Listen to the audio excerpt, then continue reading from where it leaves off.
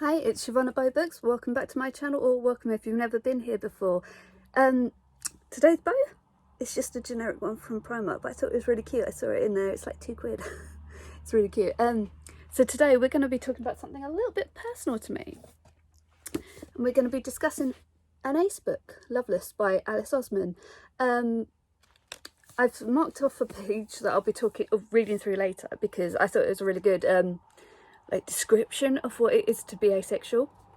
But yeah, I think first I should probably talk about what this book is about. So the main character, Georgia, she is about to go to university, and she realizes just before she leaves at this last party that all her high school friends are at, that she's never really had a crush, and she's not sure what to make of that. And she had the opportunity to kiss someone that she thought she had a crush on, and it didn't go well. And this whole book is about her going to university and getting to know more people and seeing how they react to things like relationships and sex and love and dating and all this sort of thing. And it's kind of her journey into accepting that she's ace and realizing that she's ace, and where she goes from there. She actually signs up to the LGBT society in her university, and she did that before she even knew she was LGBT. And then she kind of got talking to the guy who runs it, and he's an ace. And I think he expressed it so much better than Georgia does. I'm sorry. There's some really interesting characters. Georgia's best friend, Pip, well, one of her best friends, Pip, is lesbian. She sounds so cool. Like, she's got this really curly hair, and she's kind of got this this aesthetic where it's a bit masculine but not too much. I don't know how to explain it properly, but I guess new romantic style from the 80s but updated, and it just sounds really awesome. I've got a thing about waistcoats, so that would work on me on any level.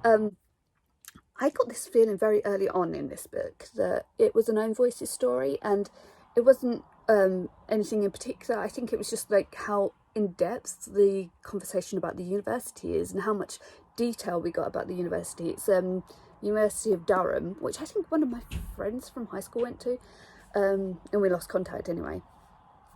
But yeah, there was a lot of information in there about that place, and I was like, oh, well, okay, this sounds like, some of this is her experience, but I didn't know exactly how far. And like I said before in another video, I went on to Goodreads, I left my review, I gave it 3 out of 5 stars. I will go into it in this video, but I did look at the 1-star reviews, and I noticed that a lot of the 1-star reviews are also from other ace people.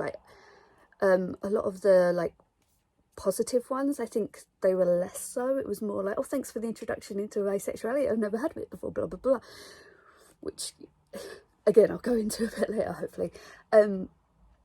But I did think I read somewhere that it was an own voices story for Georgia, for Alice.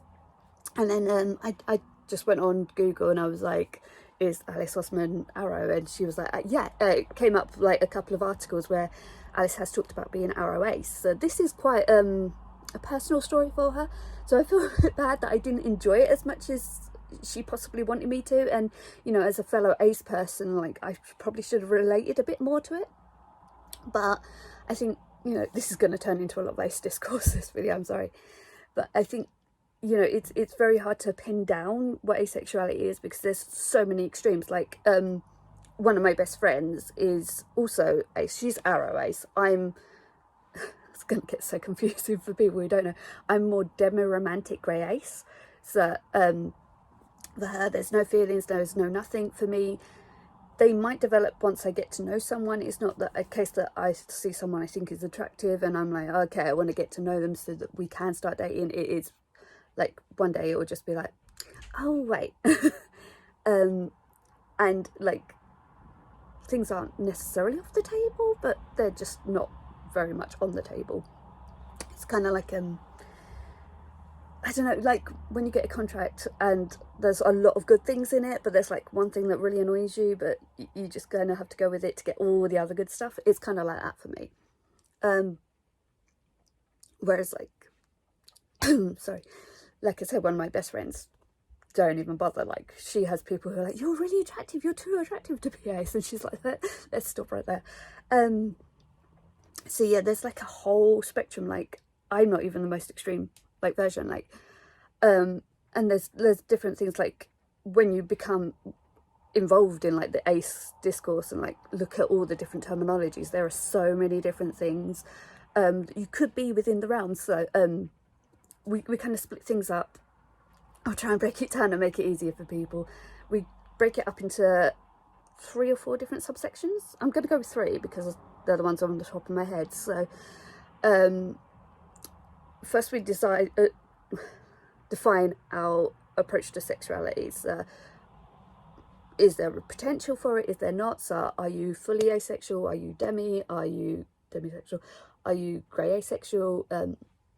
So there's kind of a gradient for it. So how willing are you in whatever circumstances? So ace means none. Demisexual is like Demiromantic, where you have to kind of get to know someone and then you can be physical with them.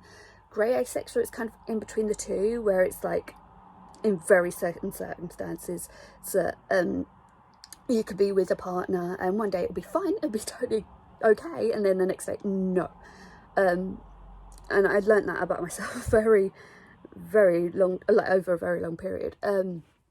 Then we go for the emotional aspects, the romantic aspect, and again it's like aromantic, demiromantic, all that sort of stuff. So it's just like whether you can have feelings for someone without necessarily wanting to be physical about it. I think for me it kind of comes into like wanting to talk to people and like how excited I get to talk to them, and if it's like on par with my best friends and stuff. But also like how much I want to like hug them, how much I can tolerate that, because I do have some very adverse reactions sometimes. And then like those are the 2 things that like are inherent to you. Like, I don't know if that's the right word or the right way to describe it, but that's like how you monitor what you would be like in those situations. Whereas we also talk about our willingness to discuss these things, so that's the 3rd thing. And that's not necessarily like don't ever talk to me about anything romantic or anything like that, but it's like there's like a scale. It's like, I'm going to get this wrong, positive, neutral, repulsed, I think. So like if people are talking and you are able to joke in with that, you are sex positive, because you know it's something you don't mind talking about. If you're neutral, it's give it or take, you know. Or if you're repulsed, like any mention is disgusting. And I kind of waver, like I'm not a stagnant person on that sort of form. So you know, you might hear me making some really bad jokes every now and again, and then sometimes it's like, can you not even talk about holding hands because I feel sick? So it's, I don't know if I'm explaining this right at all, but basically in this story it is very much this one person's arrow ace journey, and that's cool, and I wish it had been presented more like that, because I think a lot of people who were saying like the 1-star comments, they weren't arrow ace in the same way. And like even my reaction to it, it wasn't necessarily that she was arrow ace and I'm not arrow ace, so I couldn't relate. And you know, I probably marked it up past what they did because I thought the writing was really good. Like Alice Oseman tells the story really well, but also because, and I've had this conversation with another author as well, it's a foot in the door. Like oh, I don't know if I've got it to hand actually.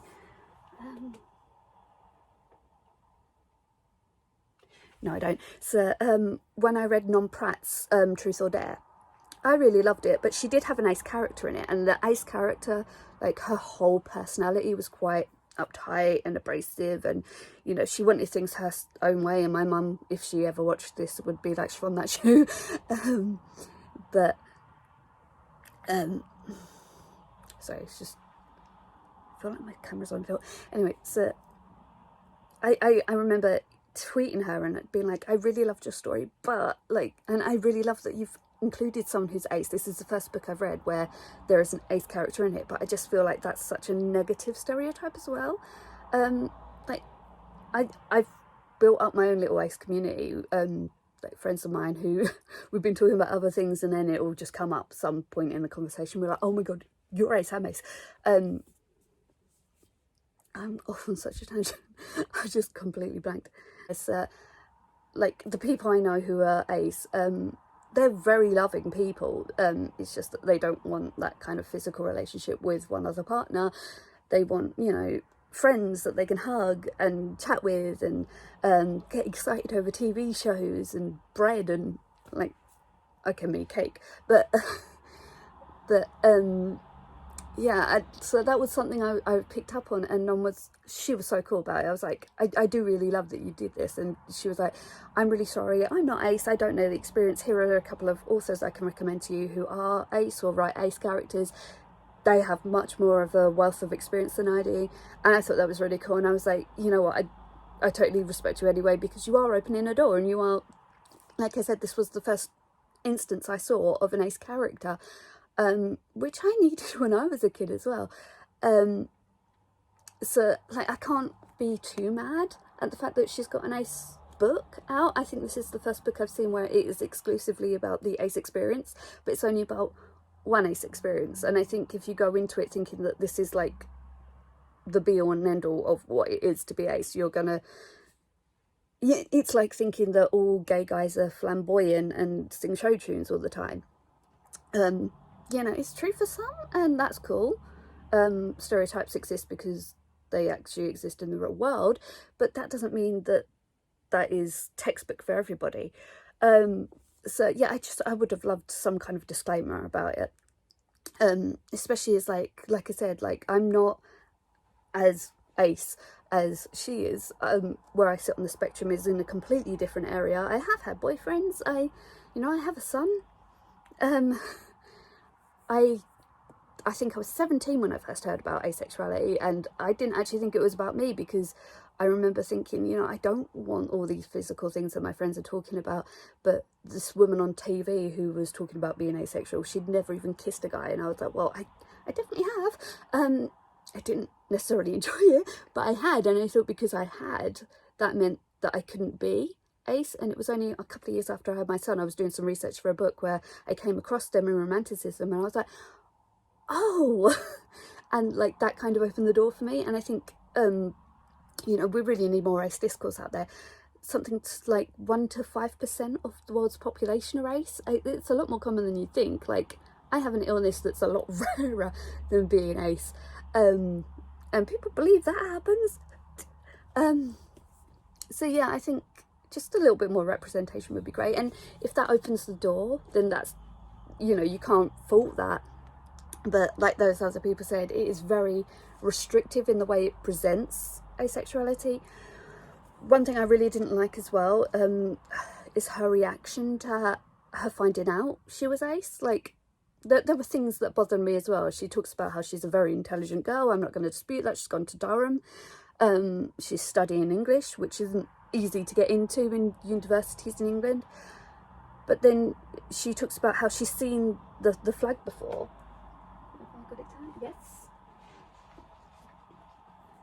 So she's seen the colours of the asexual flag before, but she couldn't put 2 and 2 together. She's heard about asexuality, but she's never thought it was.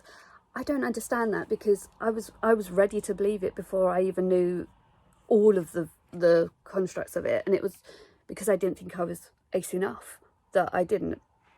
And actually, I think, like, the reaction as well she has is to get upset and to get angry, because she feels like the future she's always dreamed of has been taken away from her. And I thought that was a really negative way of being. Like, it doesn't have to be.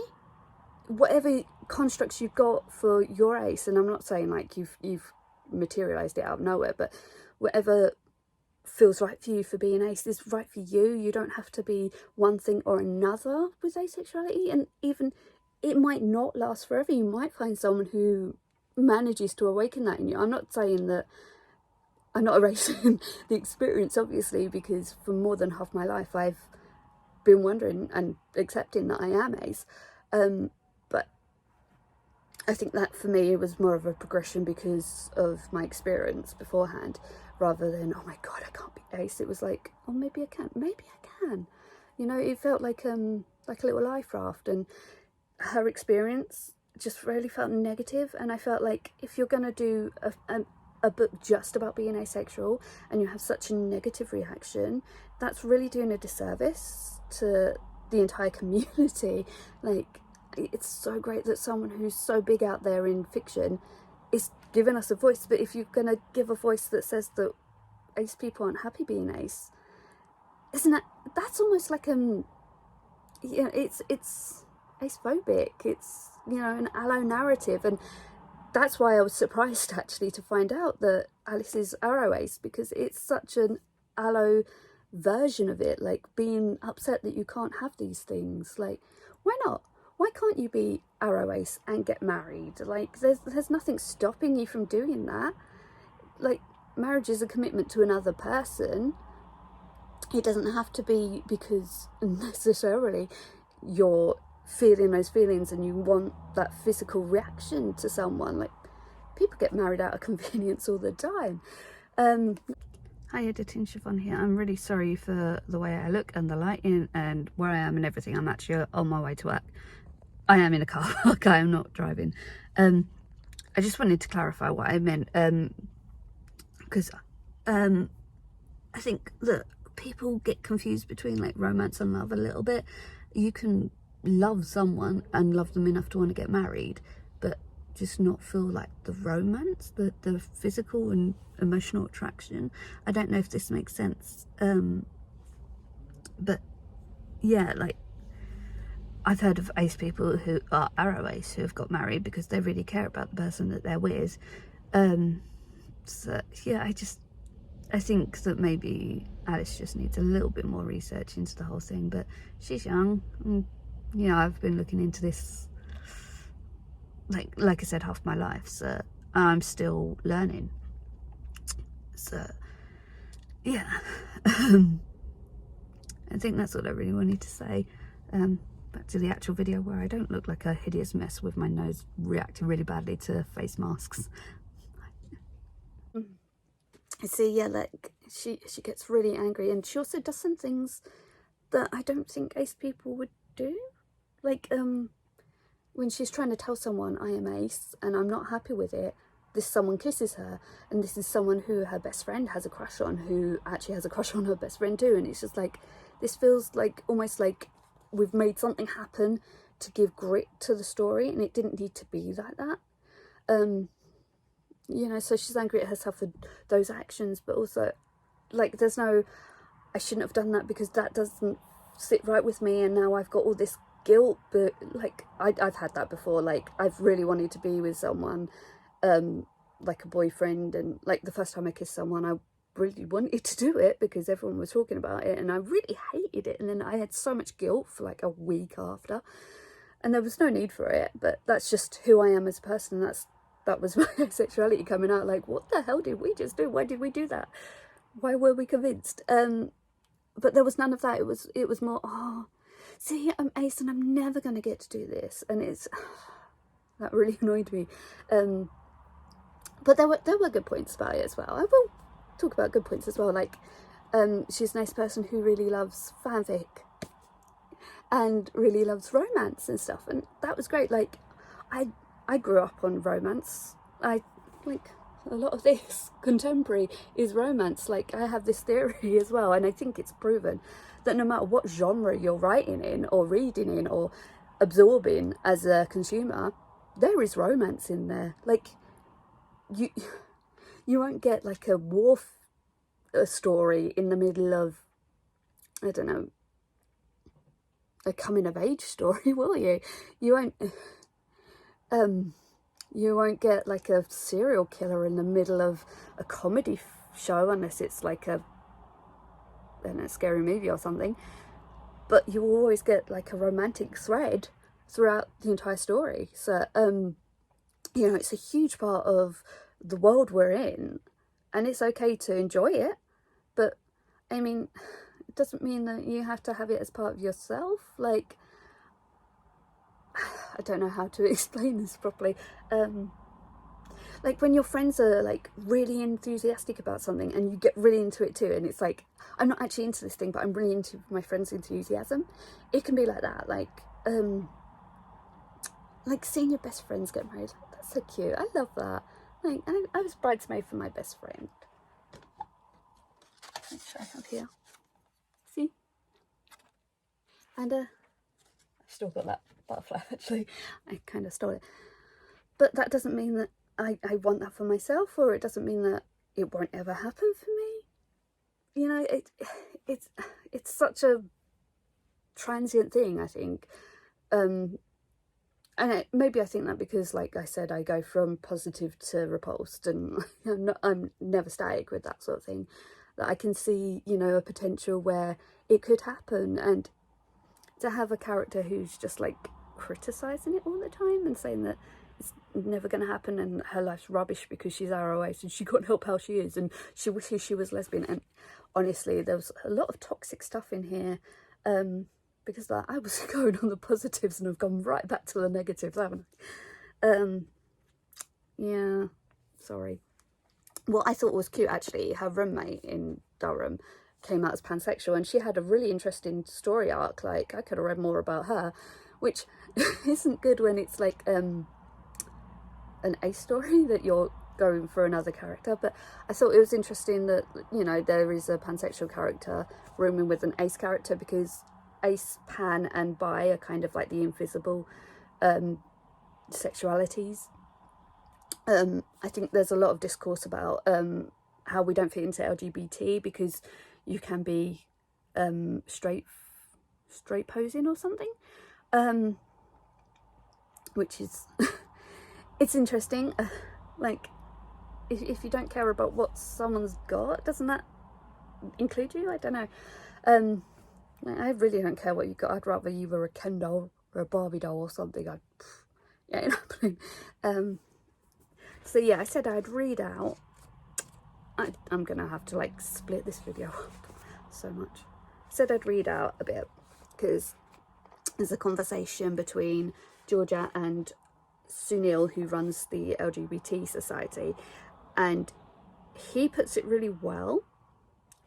And I wish like it was his story really, because he has such a more positive reaction to who he is, and that has been my experience with other ace people, as I've said. So the fact that Georgia and I think Alice had such a hard time with their asexuality, it just So anyway, asexuality means I'm not sexually attracted to any gender. So I thought about this. That means you don't want to have sex with anyone. He chuckled. Not necessarily. Some asexual people feel that way, but some don't. Now I was just confused. Sunil could tell. It's okay, he said, and it genuinely did make me feel like it was okay that I didn't understand. It is. Asexuality means I'm not sexually attracted to any gender, so I don't look at men or women or anyone and think, wow, I want to do sexy stuff with them. Actually, what I say is, you know, the statue of David is gorgeous, but I don't want to rub my bits on him. So that's basically the same thing, just, you know, a little less offensive. This made me snort. Does anyone actually think stuff like that? Sunil smiled, but it was a sad smile. Maybe not in those exact words, but yes, most people think stuff like that. This shook me. Oh, so I just don't feel those feelings, even if they're someone I'm dating, even if they're a model or a celebrity, even if, on a basic, objective level, I can tell they're conventionally attractive. I just don't feel those feelings of attraction. Oh, I said again. There was a pause. Sunil looked at me, contemplating what to say next. And I think this is like the really important bit for me. Like, this is why I really love Sunil's voice in this. Some asexuals still enjoy having sex for a whole variety of reasons, he continued.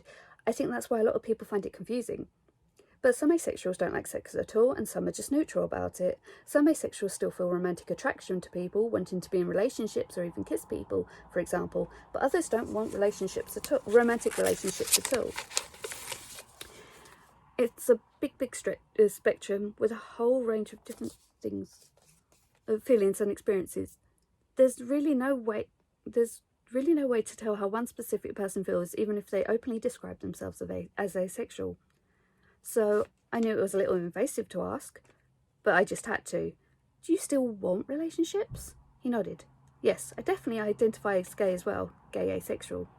As well?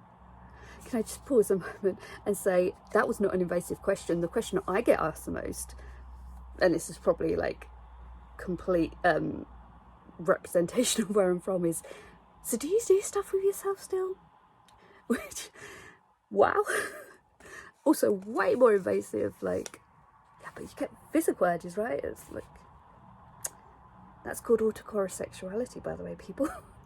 And I'm not going into that, but there's a lot of like litromancy and then physical, yeah, I'm not going to say that word on YouTube. Litromancy, by the way, is accepting that something is physically beautiful but not really being attracted to it, which is what I was saying about David, which is what he was saying here. So litromancy is like me saying that, you know, Jensen Ackles is the hottest man alive because, you know, facts are facts. But that doesn't mean I want to steal him away from his wife. I think they're actually an adorable couple. And also their kids are so cute.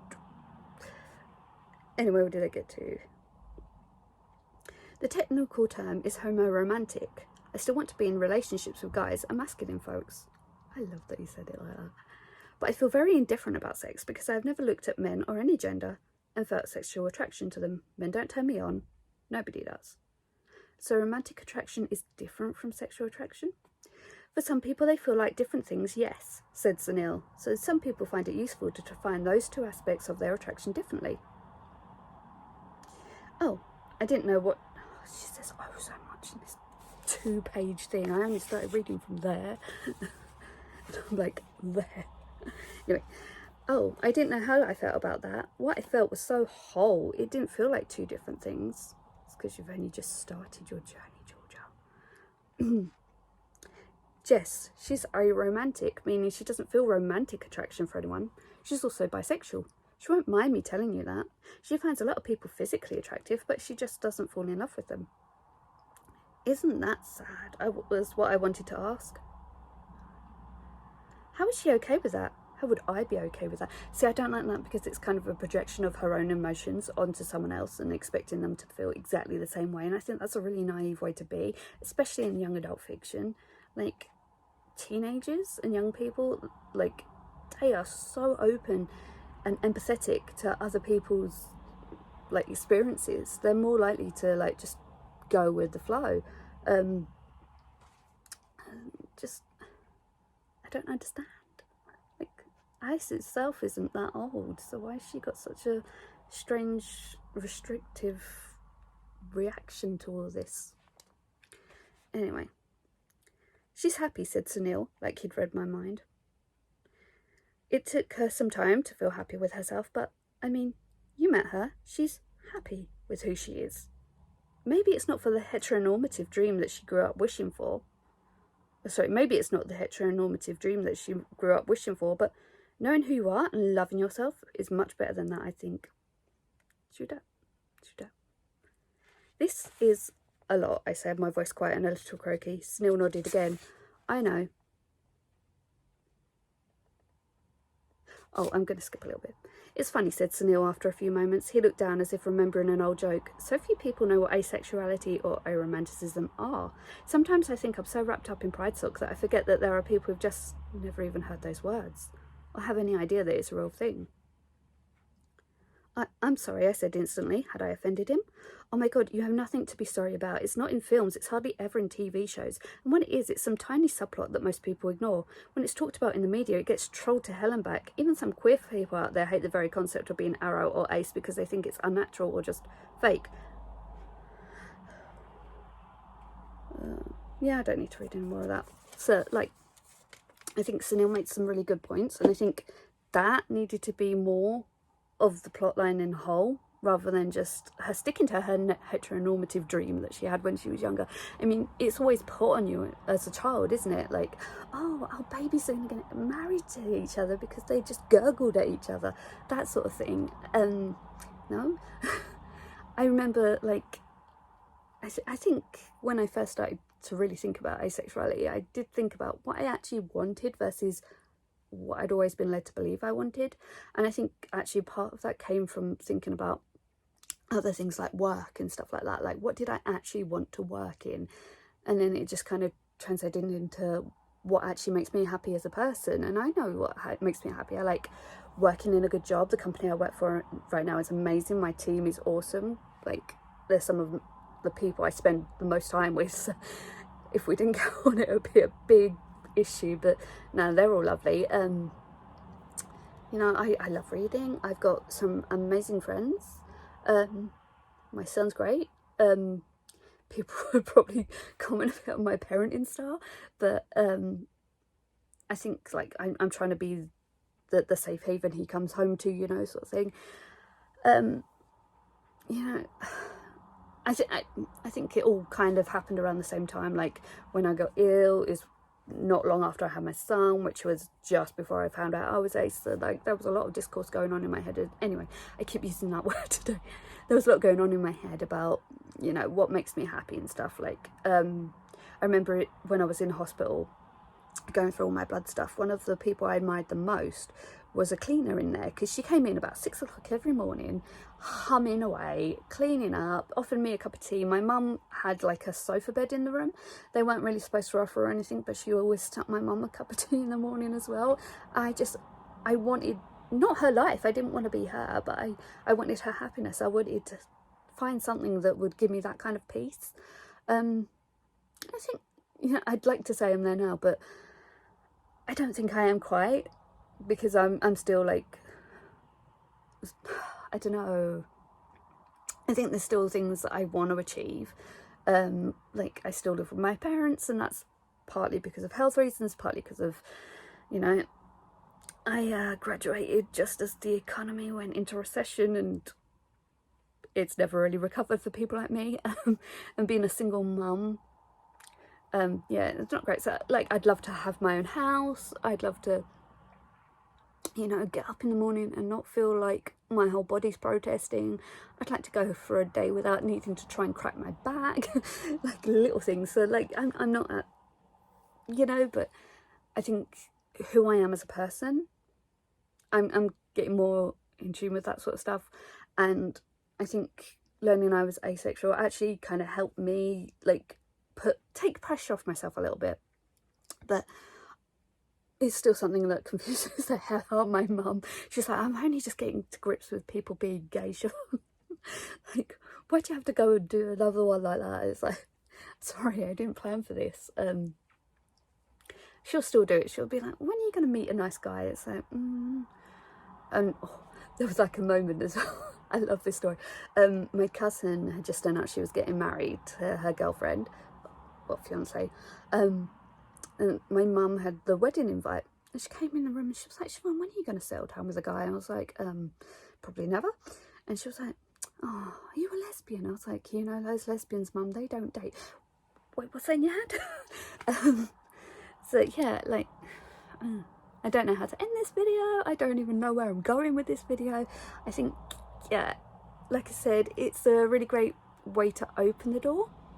But I think, you know, it's just still creaking open a little bit. And I think maybe if it was more positive reaction that Georgia had, and a more positive story, and there wasn't so many things that didn't make sense for an ace person to do, I would have enjoyed it more. Like, oh, and I almost forgot, her other best friend Jason, she kind of goes out with him for a little bit, and he's very willing to go at her pace. And actually, she could have been very happy in a relationship with him, because he was understanding of who she was, and he was like, we don't need to kiss, we can just sit and watch a movie in my room. And that freaked her out, and understandable, but communicate. But then she really hurt him, because she was like, oh, I really didn't enjoy kissing you. And instead of being like, because I'm ace, it was just like, it's you, I'm just gonna hurt you now. And it, like I said, it was very superficial. It was very it was acephobic. I'm sorry, I don't know any other way of explaining it. So I'm kind of, it feels bittersweet for me because I was so excited to read an ace book. I was excited to read an Alice Oseman that I could like go through. Like I said, I can't get on with the artwork in Heartstopper. I think it's such a nice idea, but it's just not my thing. I am too much into my manga. But I was really excited, and I think sometimes that does let you down a little bit more, doesn't it, when you're like so excited for something and it just doesn't gel well because its experience is so different to your experience. And I did ask a couple of ace friends after I read it, like, did you hate coming out? Did you hate realizing? And maybe not coming out, that's a whole other issue, but I was like, did you really hate it when you found out you were ace? And they were like, no, I felt like a relief, like I did. Like, there is a name for this. Like, it's not weird that whenever someone at school asked who I fancied, their answer was always no. You know, it didn't matter that, you know, I grew up having crushes on pop stars who were definitely gay because they were very safe. You know, it could be my imagination and nothing more, or I could just, I think I really liked photos and I didn't realise. So like some of my favourite posters I had up on my wall were just really crisp and clear photos, and like the colour pops were amazing and stuff like that. And people would just be like, oh, you have a crush on that one, do you? It's like, yeah, sure. I think I did, like I said, I'm Demiromantic. I do have those feelings, but just not very often, and not for a long time now. Probably someone's going to be like, do you remember when you had a crush on this person? It's like, yeah, but like there's a guy at uni who I'm still friends with, but I did have a crush on him at one point, and I remember writing him a note explaining it. I was like, I don't want anything to happen, I just need to get this off my chest, basically. Can we just go back to hanging out like normal after this? And like nothing ever really changed, so got what I wanted. And yeah, like I said, we're still friends now. He's cool. Yeah, so I think I'm going to leave the video here. It's probably going to be really dicey because I've gone on so many tangents and actually like bits it better together elsewhere, so apologies for how choppy this video is going to be.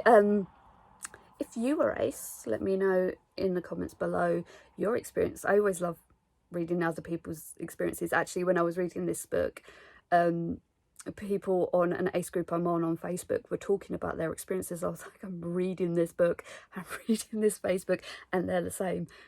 So there are positives in there. There are things that, you know, resonate for everybody.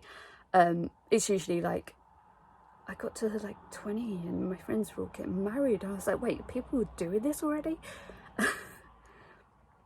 Or like my friend at high school who was really adamant she was going to put the condom on the glass tilted test tube thing we had at school, and she was like, she was so eager, she got halfway down and then realised it was on backwards, and I was just like, why is anyone so enthusiastic about this? Like, ew.